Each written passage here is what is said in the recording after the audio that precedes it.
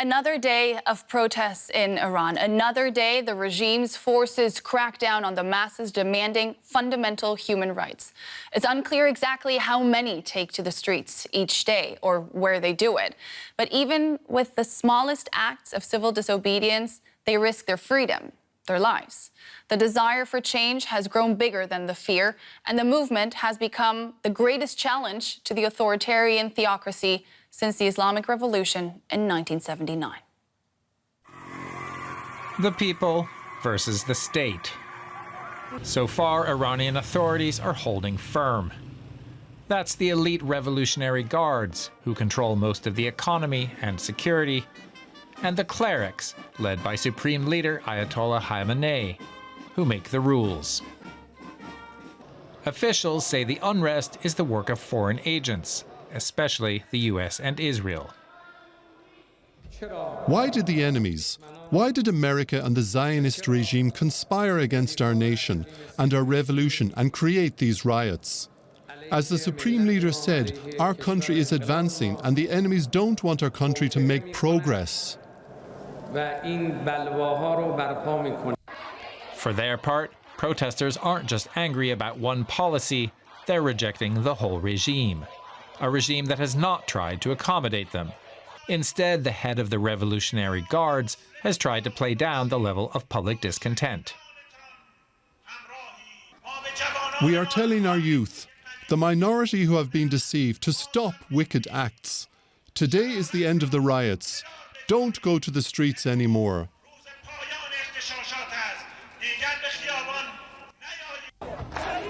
But unlike in protests of the past, this time around, students have been joined by working-class crowds, a broad-based, loose alliance that threatens the regime's base of support.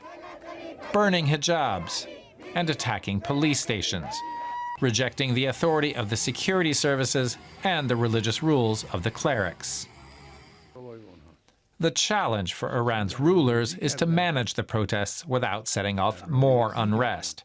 That's a difficult balance, and it's one that it's far from clear the government is capable of.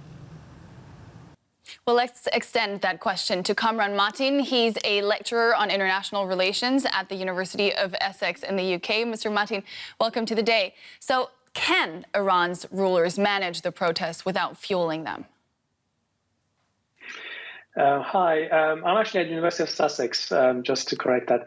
I mean, the Iranian regime is facing a really difficult task because the nature of the protests is different and their capacities seem to have been exhausted. The protests are different because, it's led and instigated by women, which is a bit difficult for the regime to sell to its base, its social base, which is increasingly narrowing, that these are, foreign plots and these are connected to the outside world. The protesters are unarmed, and the protests are also extremely dispersed geographically in many places simultaneously.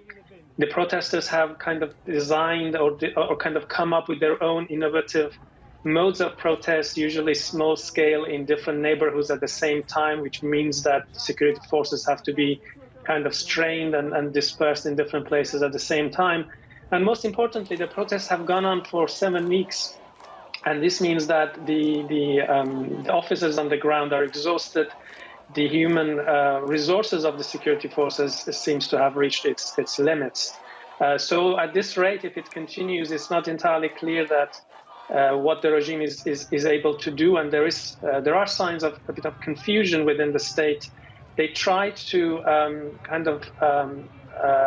scare people off the streets by unleashing excessive violence in the periphery of Iran, in ethnic minority regions such as Baluchistan, where in one single day in the city of Zahedan, up to 90 people were massacred. But even this hasn't deterred the protesters, and therefore it doesn't seem that the regime has many new ideas to bring to the protest, and they seem to be continuing as they did today.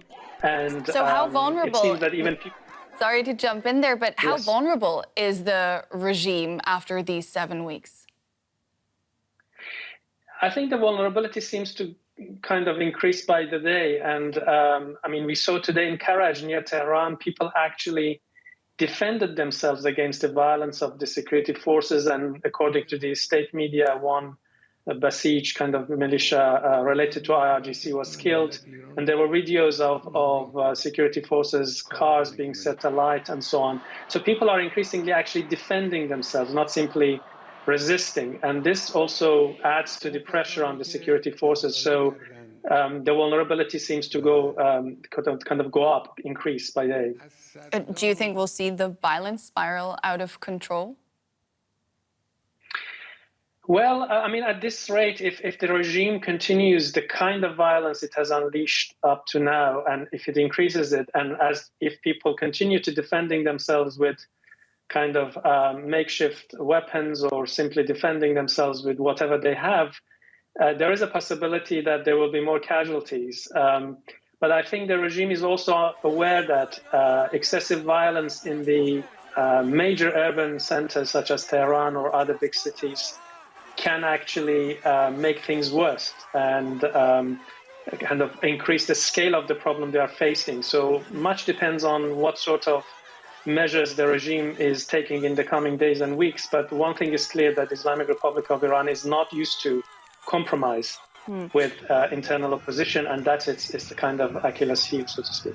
Yeah, Western governments are unified in their condemnation of Iran and the response to the protests. But what leverage do outside actors have on what Iran does to its people, and does Iran care?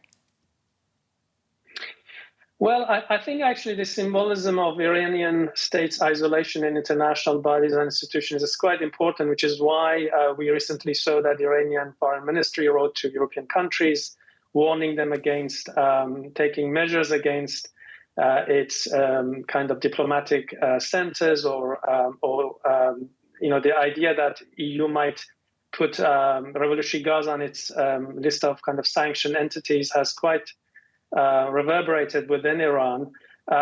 Expelling Iran from UN bodies such as the one overseeing the human rights or women's rights, these are actually measures which are important in the sense that it gives support and solidarity with the Iranian people, and they would feel that they are not alone in the struggle for basic human rights and the kind of change of regime into a more democratic one. So, yeah, there are certain level of leverage which our outside world has against the Islamic Republic. Now, not too long ago, the talks on renewing the Iranian nuclear deal looked like they were making some progress. Is all that on hold now because of the protests? I think the prospects actually are extremely slim now for multiple reasons.